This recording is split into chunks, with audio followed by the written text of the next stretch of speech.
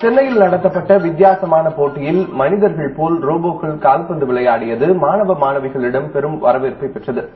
தமிழகத்தில் உள்ள பள்ளி மாணவ மாணவிகள் அறிவியல் திறனை மேம்படுத்தும் வகையில் தனியார் நிறுவனம் சார்பில் ரோபோக்கள் போட்டிகள் சென்னை IITயில் நடத்தப்பட்டன. இதில் சென்னை மட்டுமல்லாமல் நாகர்கோவில், நெல்லை உள்ளிட்ட பல்வேறு பகுதிகளில் இருந்தும் 1000க்கும் மேற்பட்ட பள்ளி மாணவர்கள் கலந்து கொண்டனர். கடந்த 3 நாட்களாக நடைபெற்ற நிகழ்ச்சியில் மாணவர்களுக்கு பல்வேறு ரோபோ மற்றும் மூளைக்கு சம்பந்தமான போட்டிகள் நடைபெற்றன. இதில் வெற்றி பெற்ற மாணவர்களுக்கு பரிசுகள் வழங்கப்பட்டன. அது மட்டுமல்லாமல் ரோபோக்கள் மனிதர்கள் போன்று கால்பந்து விளையாடியது, கார் பந்தயத்தில் பங்கேற்றது அனைவரையும் வெகுவாக கவர்ந்தது.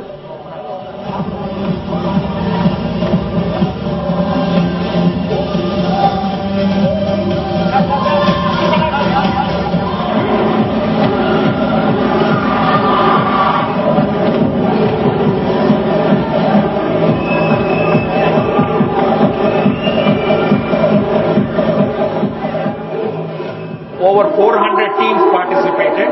So we had a very excellent, and this is the innovation of the future. So we want the children, our next generation children how to be thinking future. This is the main purpose of doing the book.